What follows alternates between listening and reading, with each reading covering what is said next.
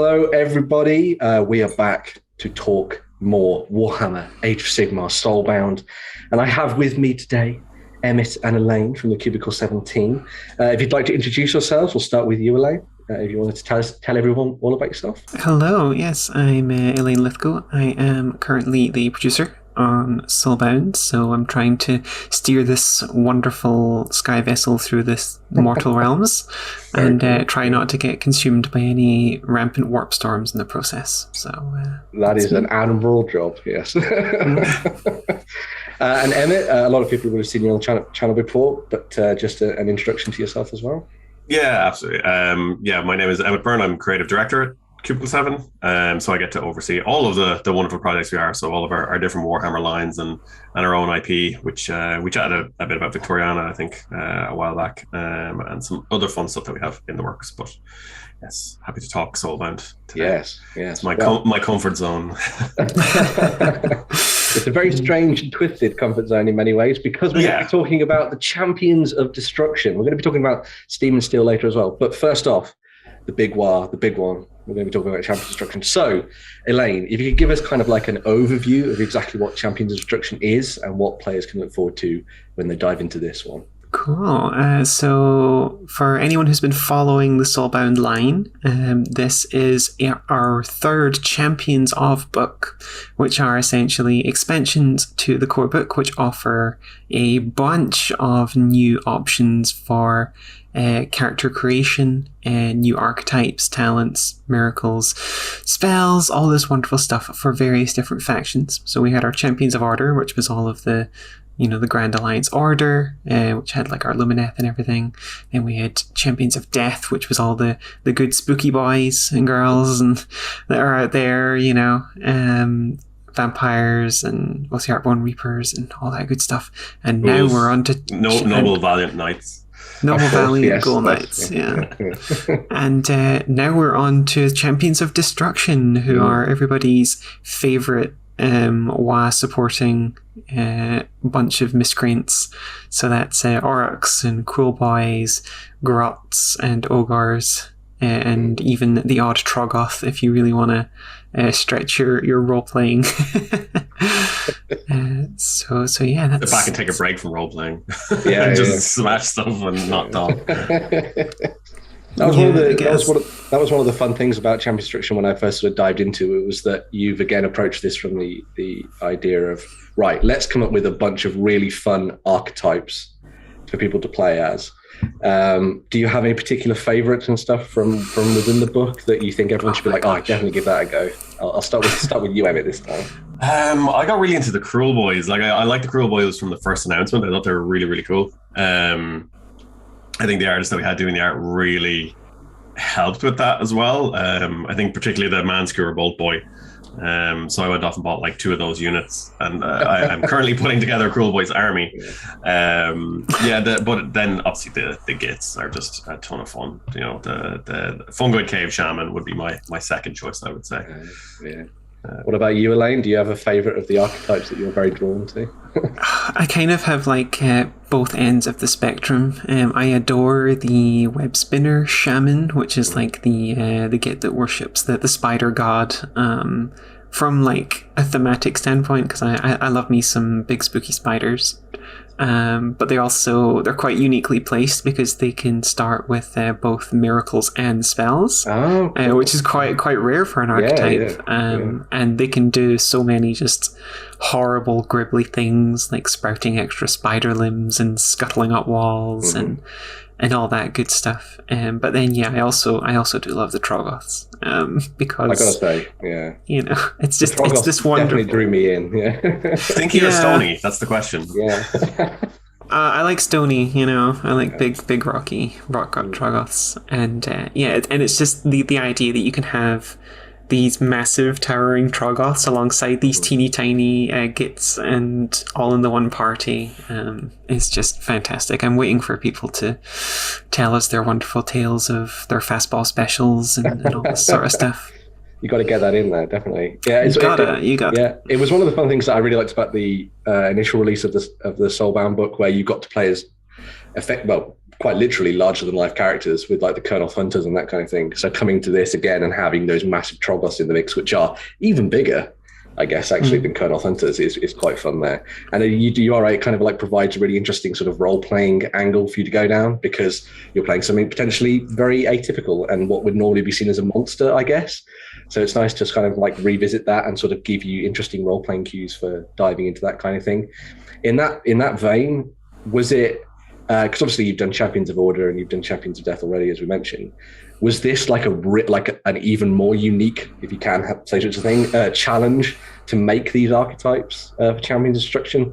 And of course, was it fun as well? I think approaching Champions of Destruction, we were initially like doing a good Troggoth impersonation and scratching our head and sort of puzzlement and like, right. Okay, so how do we make the Wa work, which is this like Gestalt psychic ability, and how do we, because one of the unifying sort of concepts around destruction is that they destroy stuff. Even death they build their necropolises, and they're looking to expand Nagash is looking to expand his like kingdom and all this sort of stuff. But with destruction, their primary goal is to go out and wreck stuff. So how do we make that an exciting roleplay experience? For the murder hobo group. For the murder hobos out there, yeah. But yeah, we just sort of went out of our way to try and embrace that as much as possible and be like, well, it can be a very sort of like irreverent, fun experience of, the lads on tour, put together this crazy eclectic bunch of like characters, point them at a big problem, and then just throw more problems in their way and see how they solve it. Exactly.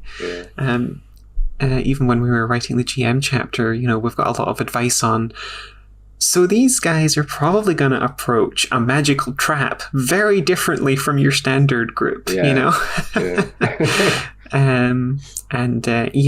put in some additional thought into, well, these are Orruks, and especially a binding that's bound by Wa energy has the ability to spread the Wa and like trigger massive like battles with potentially hundreds, thousands of Orruks and all that sort of stuff. So making sure we're letting people really lean into that fantasy was the big sort of design goal when we were putting it together. Yeah, we have obviously in Champions of Death we have advice on bringing death characters into order bindings and that kind of thing, and that's most of the assumption, I would say, on it. But obviously you can run your own death group. With Champions Destruction, we obviously still have, you can run destruction characters in order bindings, because Gorka Morka was part of creating the binding ritual in his own unique way. But then Elaine had this idea of changing out Soulfire and how that works for the Wa energy, which as the more we got into it, just became a ton of fun. And then Elaine was came with the idea of being the boss. So a little bit unlike how you would have maybe some D&D groups where you actually pick someone to be in charge. And then during the downtime, you can challenge that person, or they might give up being the boss, which reduces your Wa. I can't remember exactly all of the lovely things you had in there for it. Elaine, you wrote that section. You can talk about it. Yeah. The boss was a really fun mechanic because it's something we see throughout all of the lore with all of the different destruction factions, is there's always one big bully who's like sort of dragging everyone along, and it's like, okay, I'm the boss, we're doing what I say today. We tried to mechanize that into like your role-playing groups, and again, lots of advice on how to make sure this isn't just like feels bad stuff. Just too much inter-party conflict kind of thing. It's essentially giving people like the okay to do some inter-party conflict, because and we're talking about it in the opening and all throughout the book as like how to approach this in a fun way rather than like a negative way. And depending on who's the boss, the binding gets like a different bonus and whatnot. So, if you have to approach something really sneaky or stealthy and you've got a cruel boy in the party, the cruel boy might step up and be like, oh, I'm the boss for this one. And you're going to go off and all that sort of stuff. I think one of the nice things about that is because you've got the mechanical benefits of it, you can almost out of game or between sessions sort of like, we know we're going to be coming like this. you should be the boss. Let's now find out a way to role play that out, either with a fight or like a battle of wits or something. However that might be done within destruction. Yeah, Hobgrots and Grots and the cruel boys in there. They're smart. They've got their own cunning. But I really like that kind of. You have the initial thing of we're just going to go and smash things. That's our job, as champions of destruction. But then you're like, actually no, there's a lot more sort of intricate detail in there for you to play around with and stuff. But yeah, it sounds really cool. In addition to that, you've also got like a huge amount of stuff given over to effectively building on all of these characters and giving them lots more stuff to do. So you have things like the new talents and miracles and spells and things in there. Can you tell us a little bit about that and sort of how it was sort of coming up with all those little bits and pieces for the new heroes? Yeah, that's always an interesting one. I think particularly with Champions of Death when we did that, because it was like, okay, well, you have 4 or 5 flavors of death. Mm-hmm. It's like, how do you make those interesting? And Cody Falk, who wrote a lot of those, did a really good job on them. With Champions of Destruction, obviously we have a bit more of a spectrum, because you've like Spider God, and then you have the Gulping God, and Kragnos we have in there as well, which is a really, really interesting one. Yeah. So yeah, this is kind of part of this. Is it walks the line between the Necro Quake coming up to the era of the beast. So we have Kragnos in there as well. So and then you have a lot of the spells, which you'll have the Spider Fang spells, and then you have the Spider God miracles. So it's trying to put a distinct line between those. So Michael Duxbury wrote a lot of those, and I added in some of my own. So we approaching those, it's just trying to drill into the theme of them. And really get into the theme, and obviously we have a lot of ones that we can pick up one of the battle tomes and go, okay, well there's a damaging spell for the Spider Fangs or whatever. It's when you get to the more utility spells that and miracles and things like that it becomes really interesting. I think you're trying to drill into what exactly is the theme of this this either lore or God, and how do we build on that. I think one of the miracles that stood out for a lot of people, we have 2, I think, which are probably my favorite miracles that we've done. So we have Unity, which is YOONITY, because everything is spelled wrong in the book.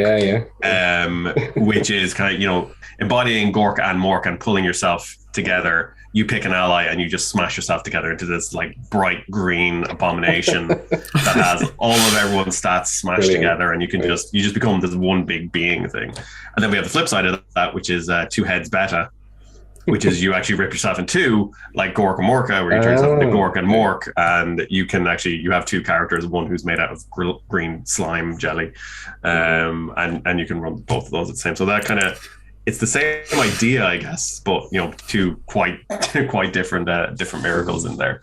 And I think with the with some like the Cruel Boys with the swamp, it's all about that fear and stealth and hiding and being a bit more sneaky. With a lot of the Spider Fang stuff, there's a lot of poison in there, so you have a lot of things that will inflict poison or summon spiders, and then you have other ones that will deal extra damage to people who are poisoned, or you'll have miracles that do that. So you get that kind of synergy across, where you can imagine this group of Spider Fang worshippers, when they all kind of work together, when you can manage to get them under a boss, that they can be quite devastating. So they were a lot of fun. And then the actual talents themselves could just go a little bit goofy on a lot of them, which I think was a lot of the fun for this. One of the talents is it too stupid to die? I think. But you can only take cool. you can only take it if you have mind 1, so the lowest mind you can have, and you basically get extra wounds. I think if I remember, you actually can't. You're like you don't realize the danger that you're in, so it kind of gives you this toughness. If you ever increase your mind, you kind of get this the world shatters around you and realize what danger you're actually in. So you lose that bonus, but you get another bonus, which is awesome. Easier to resist death because you're just completely panicked about everything. So there's a lot of kind of silliness in there, which is a ton of fun. There's Git Lava as well, which lets you throw a Git or like throw a smaller creature into another zone, fastball special style. And as part of that, the character you've thrown can make an attack. and you also deal damage to the person that you throw the character at based on armor or something. I can't quite remember. This is the problem. We only just released it, and it's already gone out of my head. Straight on to the next book. Yeah. Did you? Was there? We talked about this a little bit when we dived into sort of our initial look at Soulbound and that kind of thing. And there was always that question of, because Soulbound is very much a like almost superhero style game. There's always tends to be that issue of, was there a balance issue coming into the game and that kind of design? And obviously I think you kind of solved that with the way that everything was structured and stuff. Were there new challenges presented in that kind of balance aspect when it came to destruction, Elaine, or was it one of those ones where it was like, well, we've managed to work out all the kinks in this now, so we've got a really good template going forward? What was the thinking there? Yeah, we do have a pretty solid template for all this stuff at this point. Like we do sort of, regardless of how like crazy some of the different archetypes look, there's an underpinning. They can all be built using the same experience system that you get, like in terms of different stats increases costing this, which is why we end up with like Troggoths with 5 body and then 1 mind, and then this sort of stuff. So things tend to balance out fairly nicely. There's always going to be some sort of moments here and there where the GM is going to have to look at the party before them and say, oh hey, none of these characters have ranged attacks, so I need to be careful throwing flying creatures that can shoot at my party and whatnot. But that's kind of standard with any TTRPG, I reckon. But no, it's been good fun in that way. One of the things that I think is the most interesting to balance for was reworking the Y energy. Because in the core book we have this concept of Soulbound, which is a pool of points, and you can use one of those points to do something incredibly heroic, and it like maxes out your dice, or you can cheat death and all these sorts of things, like a big individual hero moment where time slows down and your character does the cool thing. Whereas with Y energy, we wanted it to be, you're tapping a point of Y energy and everyone in the binding is getting this boost, because that's kind of how the Y manifests. It's not an individual thing necessarily, it's this whole party goes. So you're tapping a point of Y to superpower the entire party for like a brief period of time. So that's been fun to look at from the number side of things, because suddenly you can have this moment where the boss raises the axe and goes wah, and everybody runs forward and does like the big thing at once, which can make for some absolutely incredible moments. The balance, I think on some of them, I think we were looking at, particularly maybe with the Troggoths, who can just regen. They can just heal toughness. And then you have ogres who can eat meat and they regenerate, they heal and things like that. I think because of the way Soulbound is built, toughness itself is like your shield, so toughness goes up and down really quickly. So the fact that Troggoths and ogres can kind of get toughness back really quick doesn't have a huge impact. So that's kind of a nice inherent balancing mechanism in there. I think we toned down the regen on the Troggoths a little bit. Be in the dark. In their dank holes to get stuff back, and ogres prefer fresh meat, so they get more toughness back from a fresh kill and stuff. But it's been really interesting because we have ogres in this, obviously, who are very strong. But we've actually been playtesting Ulfenkarn, the upcoming Ulfenkarn City at the Edge of Death book that we've been working on, and that uses the Grim and Perilous rules, which means the characters are about half as strong as what you get in Soulbound. And I think my ogre character almost died after 2 attacks. Like all their toughness was gone and their wounds were gone. So that's been really, really interesting to go from this power fantasy to almost playing Warfruk with D6s. I'm sorry, I'm the GM for those playtests, and I don't pull punches. Not with Grim and Perilous. So I think the Curse City, you need to go hard with that. I think so. Yeah, definitely. Because people in the Discord. Like, oh well, what almost kills you? It's like a minion, like a skeleton. That skeleton guard over there. One of the nice things I think about this in particular, you've always talked about the idea that you can use miniatures and stuff, obviously from the Games Workshop collection, but I think what was cool here is that I was like flicking through all the archetypes, and I was like, oh man, there are pretty much miniatures for every single one of these that I could use if I wanted to put these into the game. And then you also put a section in the back sort of talking about putting together the campaigns as a GM, about actually going, you know what, if you're going to do a massive battle, because that's what destruction is all about, why not just play around with some figures in the narrative game? And I thought that was a really nice link for wargamers and role players that are maybe jumping into this. They can be like, cool, I can use my collection for everything around this kind of story and stuff. Have you had a go at that kind of thing in sort of playtesting and stuff, or is that something that's still sort of waiting in the wings that you're going to dive into? Or I think this will be where your Crow Boys army comes in. Yeah, absolutely. Yeah. I think Elaine wrote that chapter in the book, and I think used some fairly loose advice on running kind of big battles and things. And one of the things that you always talk about, Elaine, when we've discussed this, is when you're doing big battles in something like Soulbound, it's about zooming in. You know, like, and because the Soulbound or your WAP are so powerful, they themselves in their little clusters in the battle can sway the battle. If you want to run a big battle game, I mean, I'm always like, just use Age of Sigmar, play Age of Sigmar. You know, like, whereas the RPG works better on zooming in and giving those moments of heroism and things. But I think the advice you had in there, Elaine, was doing it as that kind of opposed tests almost. You almost do stat blocks for each side, but it works, I think, much better when you just zoom in and see what the character's doing. A bit like, you know, when you see in the Lord of the Rings movies, it zooms in on Aragorn and Gandalf and things like that, and they can turn the tide. I think one of the other nice things about the book in general as well is that, like, it's all about the Champions Destruction, and you know, it encapsulates, for the most part, a lot of sort of greenskins, orcs, goblins, and that kind of thing. But one of the nice things about not necessarily just the archetypes, but then the fact that you can then go for particular clans and stuff. I think there was lots of really nice stuff in there for coming up with really cool, fun bonuses that each of them get. Like I think I was reading one of them that was like, you're just endlessly slippery or like sticky or something, which I thought was great. Oh, that's Claggett Smotherers, I think, because you're always like drenched. You hate fire, so you're always soaked. So you're just like perpetually slippy. Yeah. Do you have any particular favorites of those that you were like, oh man, that was really fun to come up with, or you know, I wish I could play characters that were like this, etc.? That one was pretty good, I think. I was always drawn to the Cruel Boys as well, you know. But then I started coming from my own army, and I was like, oh well, I wish I'd snuck this in, or don't given a stop up for this. Elaine, I can't think of any off the top of my head. I was going to say, Elaine, do you have any favourites of those sort of like clan-based rules and stuff that you're very drawn to?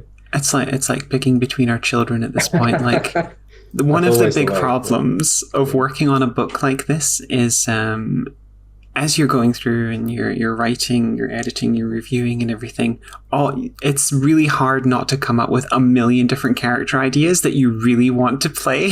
Right, yeah. And I find that the sub-factions are just like an absolute minefield for that, because each one gets some lore, some background, a mechanical effect, and just it can completely reframe how you're approaching your character and how you're building them.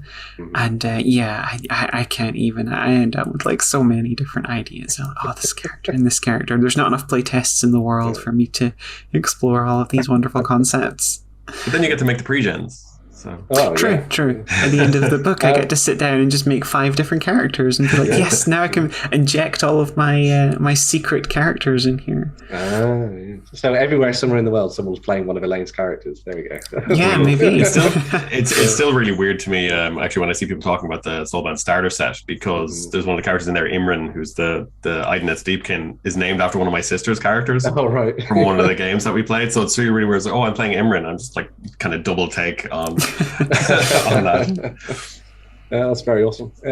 So there's some amazing stuff in there for everyone who wants to dive in and play around with, you know, orcs and hobgrots and troggoths. Oh my god, I so want to. As soon as I read the troggoth stuff, I was like, I definitely want to make one of these. This is going to be amazing. I definitely need to play and so on. I can get when Jerry's around. We'll run a game and you can smash some stuff.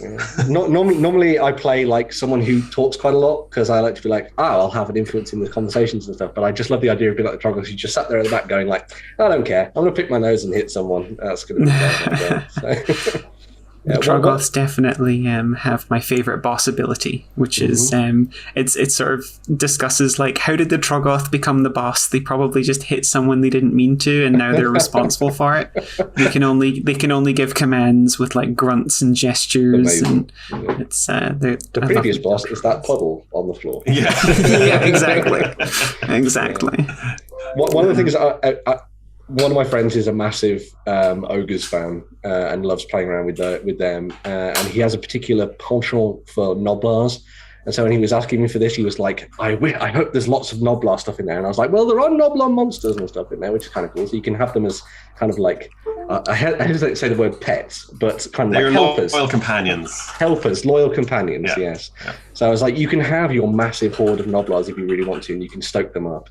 Because he was reminiscing about battle games in the past where he'd made them possibly one of the most deadly forces imaginable for my dwarves to face. So I was like, oh, good. He's going to do a lot. I'm going to have a lot of fun with that. So. We have the stab grot and the pot grot as well. And we have, I can't believe we're half an hour into this. We haven't mentioned the squigs once, because that's all, people were talking about before we got to this. The Boing Grot Bounder is one of the most fun, I think. And the other archetype as well, where you can just be a squig rider. Yeah. I think one of the big things to take away from Champion Destruction is just that, like, fun, I think, is the right way to. It was a really fun book to work on, I think. Is this too silly? But then you also have, you have the Cruel Boys and like some of the Grots, like they're, some of the Orcs, they have this idea that they're kind of silly and goofy, but when you can actually get into them, they're terrifying. They're destruction personified. It's almost like it's that dark humor that has almost sort of found its way into everything Warhammer, I guess, which is kind of nice. Absolutely. Very nice indeed. So, as well as Champions of Destruction, which everyone can get their hands on at the moment, there's also another supplement that we're going to be talking about, which is Steam and Steele. So if you want to be someone who likes tinkering, then there's an awesome book full of fun stuff for you to dive into there as well. Elaine, could you sort of take us through what Steam and Steele is all about and what people can enjoy from that? Yeah, so Steam and Steele is out in physical now, so you can hold it within your hand as a wonderful tome of terrible things that you can create. You can, yes, there it is. It's beautiful. It's essentially our big book of crafting and vehicles, which is always something that people are interested in. Like, I've yet to see, or certainly experience, a TTRPG group where someone isn't sort of wanting to embody that, like, artificer, forge master, tinkerer, alchemist, whatever character.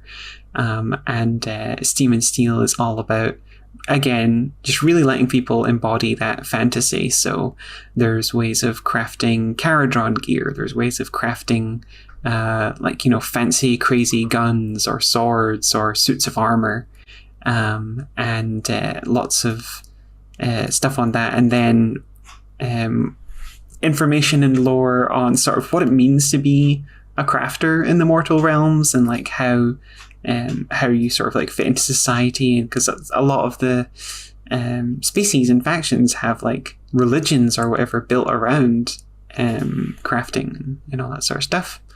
So a metric butt ton of equipment as well, and then lots of. I like that as a good quantifier. A metric butt ton. It ties in quite well to Champions of Destruction as well, because one of the things in Champions of Destruction, you have a lot of poisons and alchemy, and you have the Brugits and stuff, and all that kind of stuff. And there's a few points in the book where we include, potions and spells and elixirs and things like that, but also say, hey, if you want to make your own, Steam and Steele has a whole alchemy section, which Elaine wrote the entirety of, I think, banging your head against the wall a little bit. Oh, it was great. That's my favorite chapter to write in Steam and Steele, because it was just like really getting literally down into the dirt and talking about the different like plant life that's in the mortal realms, and again letting people really embody that character who's going to be rummaging around in the bushes and pulling out like, oh, I got some Olga shadeweed or whatever, and it has these properties, and this sort of letting people really embody that.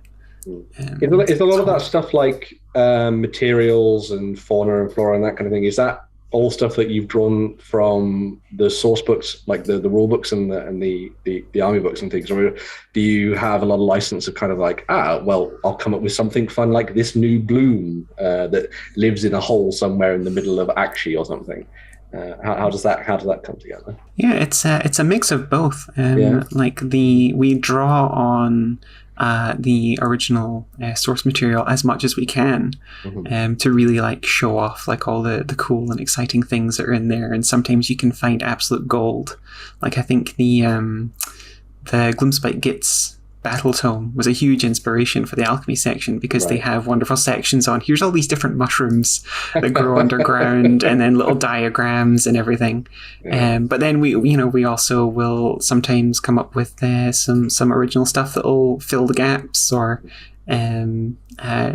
just be cool, new, exciting stuff. I guess one of the nice things about the Mortal Realms is because, in many respects, well, it's fairly old now, but it's still growing in that respect, and there's so much of the Mortal Realms to explore that you have a lot of ways for you to play around with it, and sort of sandbox a lot of stuff, which I think is quite nice.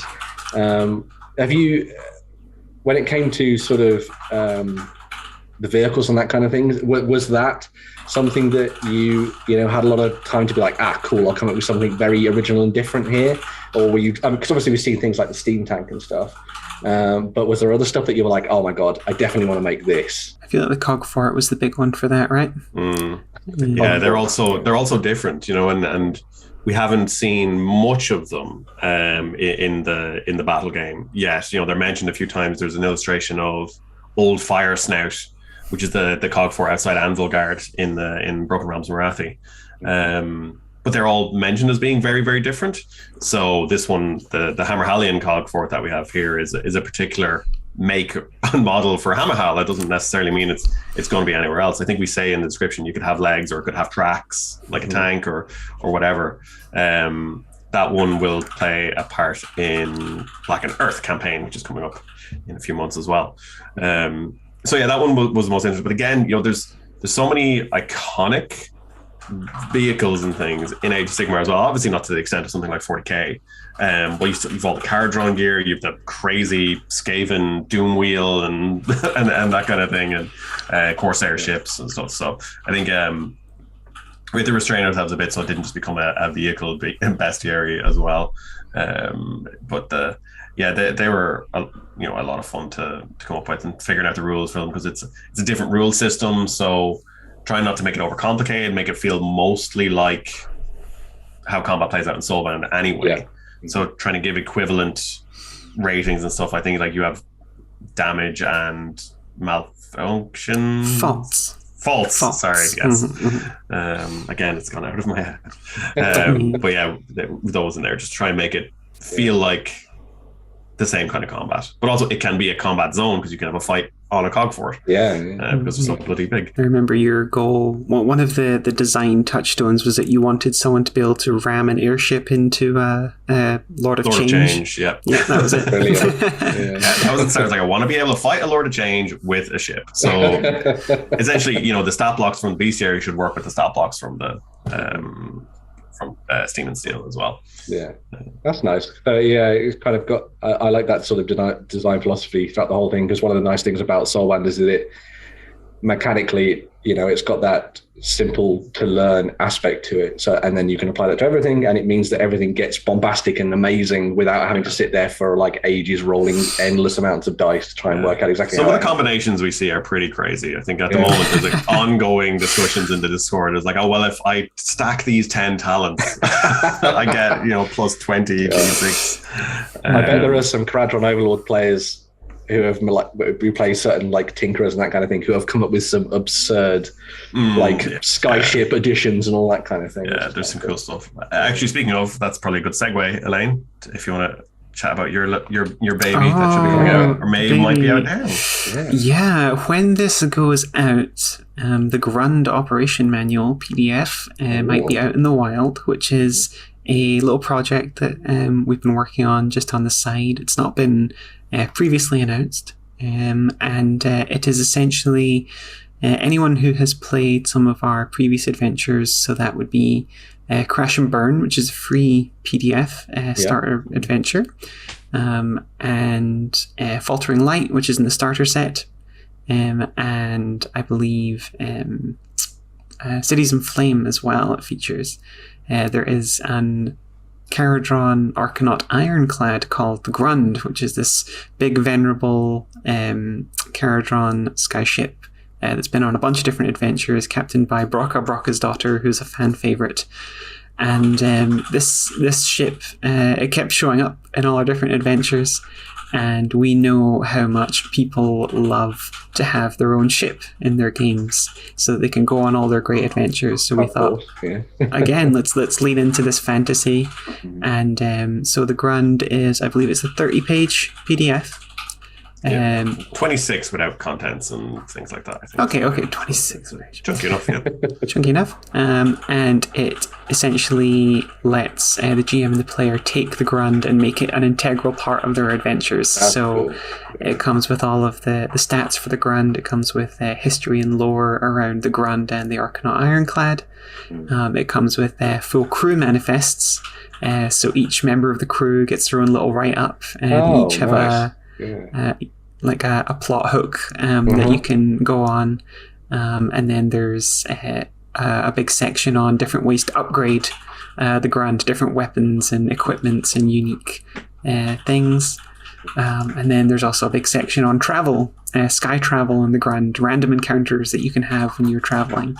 The design goal from my perspective when going into this was it's this one purchase thing where you can just have this operations manual, this book, which is just like the Grund is now essentially kind of a character in our adventures, and they can even go on downtime endeavors to go and make some money on the downtime while the Soulbound are away, like leveling up or doing their own things.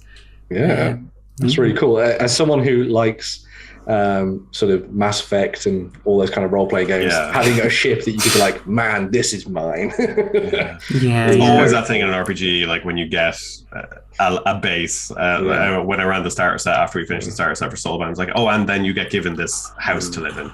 And everyone's immediately excited. It's like, I want to decorate. I want to... That's awesome. Yeah. I think and the nice thing about it being a skyship as well is that if you've given people the ability to build castles and things, well, they're stuck in one particular area of the Mortal Realms, whereas you've got a skyship now. The Mortal Realms are your oyster. You can go where you like and explore everything you want to. I think it's really nice. So that's really cool. We just write what we want, and both me and Elaine were like, I want this. Sounds great. That's the way to go. That's the way to go. Pretty much. I think I wrote the majority of this PDF just as something I wanted for my own games, and then I was like, you know what? Let's polish this up and get it nice and we'll put it out for people. So that's why it's a little on the DL. It's not we've not spoken about it previously. That'll be a nice surprise for a lot of people to dive into and have fun with. Cool. And it synergizes really nicely with Steam and Steele as well.